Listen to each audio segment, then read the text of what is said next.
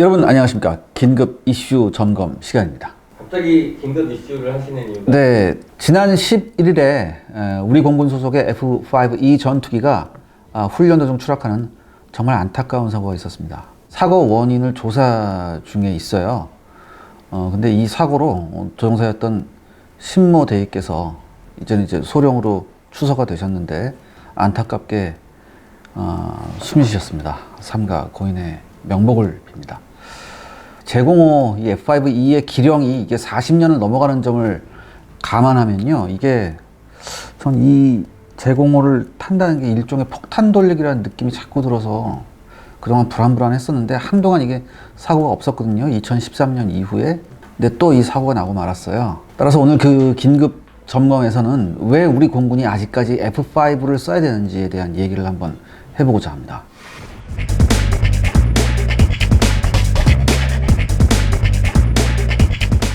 우선 F-5가 어떤 전투기인가요? F-5 시리즈는요, 한국전쟁에서 미그 15의 뛰어난 운동성과 기동성에 미군이 되게 크게 자극을 받았어요. 미국의 노스롭사에서, 항공기 제작사인 노스롭사에서 자체적으로 설계 제작한 항공기입니다. 근데 이게 나중에 로키드사의 F-10사하고 경쟁을 해서 여기서 밀려요. 여기에 밀려서 이게 좌절되는 듯 했지만 1956년에 이게 훈련기로 채택됩니다. 훈련기로 채택돼서 T-38 텔론이라고 이름이 붙여지죠. 그리고 여기서 다시 전투기로 파생돼서요, 이제 전투기로 다시 태어나게 되는데 이게 바로 F-5입니다. 근데 이게 전투기로 거듭날 당시인 1960년대 케네디 정권은요, 미소 냉전 하에서 동맹국에게 공급할 아주 값싸고 저렴하고 정비하기 편한 전투기를 찾게 됩니다. 그리고 여기서 눈에 들어온 게 F-5였어요. 이 F-5는요, 기본적으로 레이더 탑재가 없었어요. 그래서 세이버 F-86보다 공기역학적으로 세련된 기체일 뿐 성능은 거의 대동소이하다 이런 얘기를 들을 정도였어요. 아무튼 이 F-5가 채택이 되면서 F-5AB형이 프리덤 파이터, 자유의 투사라고 이제 명명되죠. 그러니까 이 경쟁 대상은 소련의 미그 17하고 미그 19였습니다. 그럼 동맹국에서 많이 썼을까요? 네, 이제 우리나라를 비롯해서 대만, 필리핀, 인도네시아, 싱가폴, 남베트남, 사우디, 태국, 캐나다, 네덜란드, 노르웨이, 오스트리아 등등등, 스위스, 그리스까지 거의 대부분의 미 동맹국들이 사용을 합니다. 그런데 이 베트남전하고 중동전에서 소련의 최신형 전투기 미그 21을 만났거든요. 근데 기존의 F-5로는 도저히 미그 21의 상대가 되지 않는다. 그래서 한 번 더 개량을 하게 되죠. 제가 아까 말씀드렸죠. F-5AB형은 레이더가 없었다고 말씀드렸죠. 그래서 F-5에다가 이제 레이더, 기본적인 레이더를 탑재합니다. 이게 F-5EF라고 해서 개량형이죠. 그런데 이게 레이더가 달렸다고 해서 미사일을 유도하는 레이더가 아니에요. 그냥 20mm 기관포 조준 모드하고 근거리 표적과의 거리 측정이 가능한 레이더예요. 그리고 공대지 모드가 있는 레이더가 아니에요. 지상 정밀 폭격은 불가합니다. 그냥 감으로 떨어뜨려야 돼요, 폭탄. 그러니까 한마디로 개발도상국이나 좀 작은 나라의 자국 방어에 알맞는 전투기예요, 한마디로. 그 F-5가 이제 우리나라에는 도대체 언제 들어오게 됐을까요? 우리나라하고 인연이 깊어요. 한때 우리나라는요, 대만 다음으로 F-5 시리즈를 가장 많이 운영했던 국가예요. 그럼 이렇게 많은 F-5 시리즈를 운영할 수밖에 없었던 이유가 뭐냐? 이게 전력 지수상 고성능을 자랑하는 팬텀을 우리가 충분히 보유할 수 없었잖아요. 돈이 없으니까. 그래서 이거 F-5를 많이 들여왔어요. 전력지수라는 게 뭔가요? 이게 전력지수라는 게요, 무기 자체 성능으로 전력을 평가하는 게 아니라 보유 운용 대수로 유사시 얼마나 많은 전술기를 공중에 채공시켜서 작전을 유지하는가를 의미하는 거예요. 이걸 전력지수라고 하거든요. 과거 70년대 초에요, 공군의 전투기 보유 대수가 200여 대 수준이었어요. 근데 74년부터 F-5EF 시리즈를 도입하면서 급격히 늘어나죠, 전투기 숫자가. 그래서 80년대 말에는 400대에서 500대 선을 유지하게 됩니다. 이 F-5 덕분에. 그래서 공군 전력지수 유지에 큰 도움이 된 건 사실이에요. 이 퇴역한 공군 장교들 얘기를 들어보면요, F-5에 대해서 특별한 전자장비가 없는 F-5기는 정확한 공대공 사격 및 공대지 사격이 힘들다, 이렇게 얘기를 하더라고요. 그리고 또 하나, 급격한 회전 기동 시 이게 실속에 들어가기 쉽대요, 이게 기체가. 기체 특성상. 그 다음에 저공에서의 비행 성능도 안 좋대요. 그래서 근접 공중전을 수행하기에는 무리가 따른다라고 한결같이 얘기를 하더라고요. 아무튼 이런 이유로 이게 과거 공군이요, 근접 공중전 성능을 위해서 세이버 전투기 있죠, F-86. 이거를 무려 1980년대까지 운용했어요. 왜? 근접 공중전 운영은 차라리 세이버가 낫다고 판단한 거예요, F5보다는.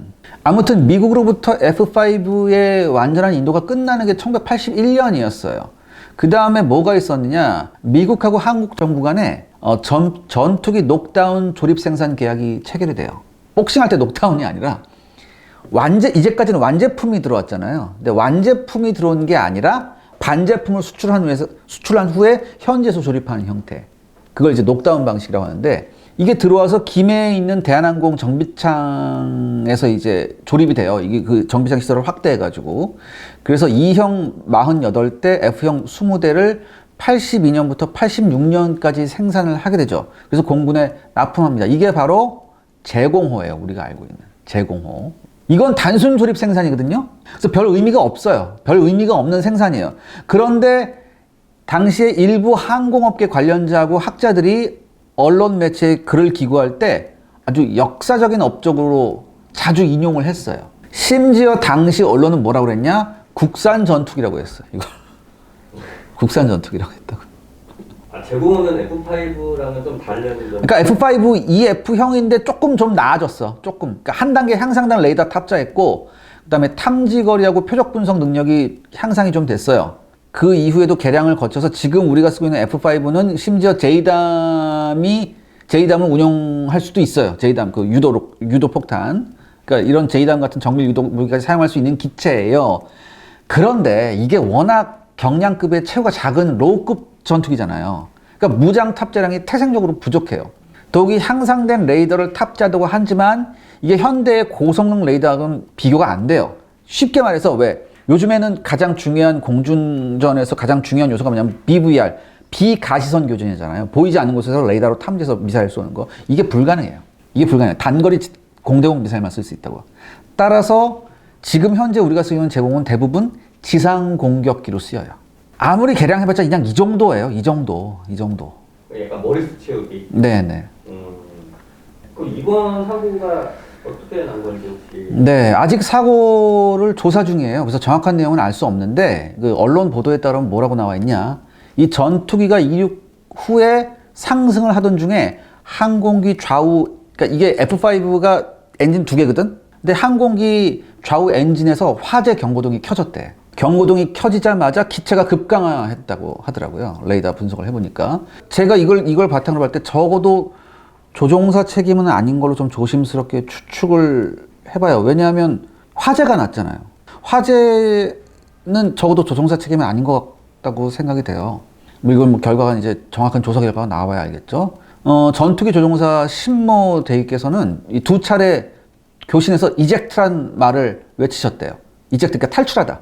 이젝트, 그러니까 왜 그 캐노피 탁 열리면서 탁 날아가는 거죠. 사출 좌석되는 거. 그래서 비상 탈출을 시도했는데 실패를 했대요. 그리고 끝내 이 전투기가 어떻게 됐냐면 30여 가구가 거주하고 있는 마을에서 100m가량 떨어진 야산에 추락을 합니다. 그리고 불행 중 다행히게 마을 주민 등 민간인한테 피해는 발생하지 않았어요. 이거를 고려해 봤을 때 아마 이젝트를 시도하시려다가 민가가 보이니까 민가 피하려다가 탈출에 실패하신 것 같아요. 마지막까지 조종관을 놓지 않으신 것 같아요. 제 생각에. 정말 안타까운 얘기인데, 사실 이 제공호는요, 사출 좌석이 워낙 구형이어서 한번 개량된 상태예요. 어느 정도였냐면은 비행기가 속도가 너무 느리거나 고도가 너무 낮으면 비상 탈출을 해도 이게 안전을 보장 못할 정도예요. 그래서 2010년에 F5 한 대가 동해상에 추락해서 타고 있던 조종사 2명이 순직하는 사고가 발생한데 이게 또 좀 연관이 좀 있다고 하더라고요. 아무튼 정말 안타까운 일이죠. 그러면 기본적으로 F5가 네. 뭐 오래되기도 했지만 네. 혹시 좀 사고가 많이 나는 기종인가요? 일단 제가 2000년대 이후만 정리를 해봤습니다. 제가 일일이 열거하기 힘들어서 여러분들이 한번 쭉 살펴보시기 바랍니다.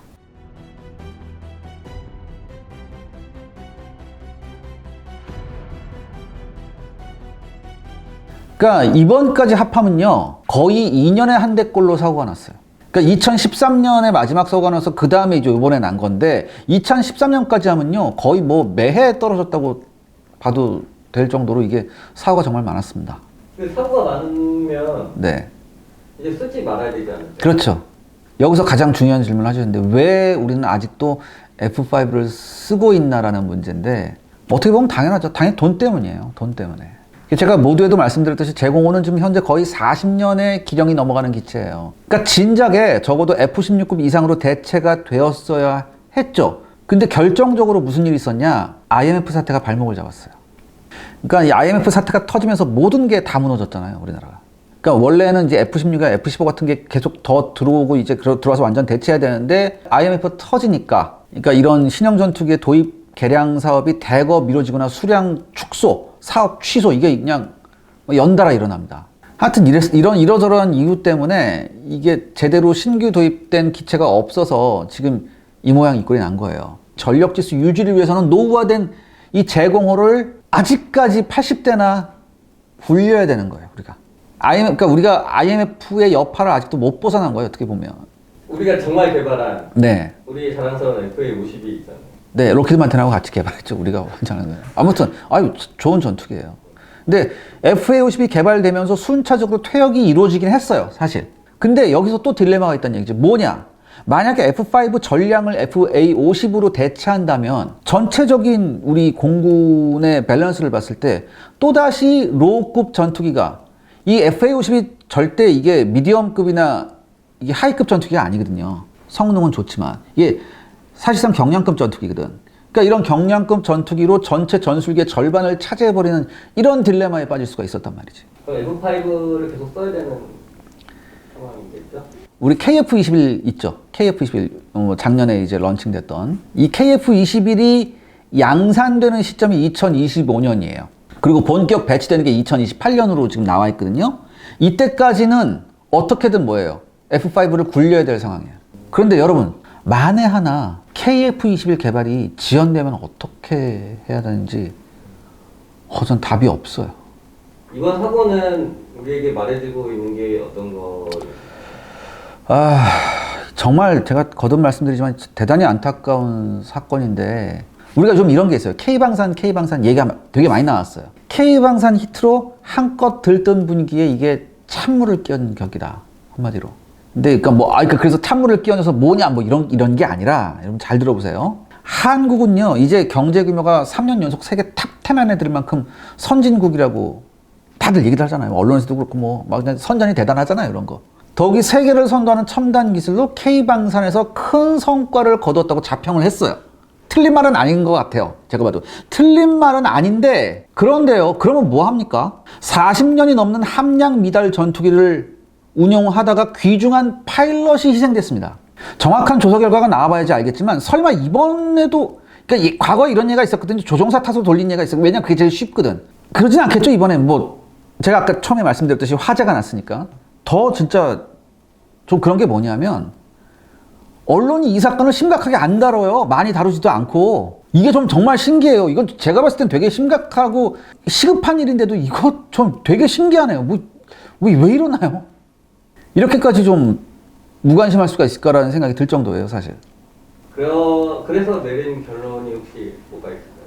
우리한테 지금 가장 시급한 것이 무엇인가를 다시 한번 생각해 봐야 되지 않을까. 사실요, 여러분, 그동안 전투기 성능 개량 사업이요, 여러 번 예산상의 문제로 반려가 됐었어요. 올해만 해도요, 2022년 올해만 해도요, 공군에서 항공통제기 2차 사업, 그 다음에 F-35A 성능 개량 사업, 그 다음에 대형 수송기 2차 사업 등등이 줄줄이 예산이 대폭 삭감됐습니다. 절반 정도로 삭감됐어요. 한반도 유사시에 우리 공군의 역할이 뭡니까? 제공권을 확보하는 거잖아요. 대단히 막중한 임무거든요, 이게. 북한 얘기를 많이 할 때 북한에 비해서 가장 압도적인 전력을 보유해야만 하는 게 특히 공군이라는 얘기를 하잖아요. 왜? 현대전에서 제공권의 확보는 뭐야? 기본 중에 기본이니까.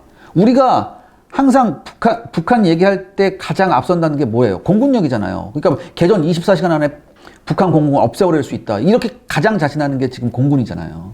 그러니까 선진국이라고 자부하는 우리가 일선의 귀중한 파일럿한테 40년 넘는 전투기를 태우는 것, 여러분들 이렇게 납득이 지금 됩니까?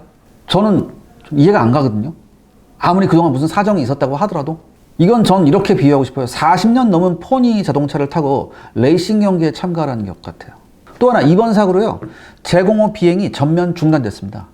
이거 역시 뭐예요? 안보 공백이에요. 그렇다면 네. 대안은 있을까요? 그 유의한 대안은 제가 아까 말씀드렸듯이 KF-21의 생산이 최대한 문제없이 진행되는 것을 기도할 뿐이에요. 어떻게 보면 KF-21에 좀 올인해야 돼요. 집중적인 지원을 해야 됩니다. 절실해요, 사실. 진짜 현 상황에서 KF-21의 개발, 양산, 배치의 이 과정이 순조롭기를 기도할 수밖에 없습니다. 또 하나 제가 여러분들한테 말씀드리고 싶은 게 있습니다. 우리가 국방에 돈을 쓸 때 무엇이 우선순위인가를 냉정하고 합리적으로 판단해야 합니다. 그러니까 보여주기식의 무기가 아닌 우리에게 지금 무엇이 가장 시급하고 절실한가를 깨달아야 돼요. 우리 모두 깨달아야 됩니다. 지금 언론에서 떠들고 있는 K방산 히트에 너무 눈이 멀어서는 안 됩니다, 여러분들. 냉정하게 판단을 해야 돼요. 진짜 정책 결정하시는 분들이 냉정하고 합리적으로 좀 판단을 해주시기를 간곡하게 부탁을 드리겠습니다. 그리고 마지막으로 다시 한번 순직하신 심소령님께 삼가 고인의 명복을 비는 바입니다. 이제는 좋은 곳에 가셔서 마음껏 비행하시기 바랍니다. 오늘 여기까지 하겠습니다. 감사합니다.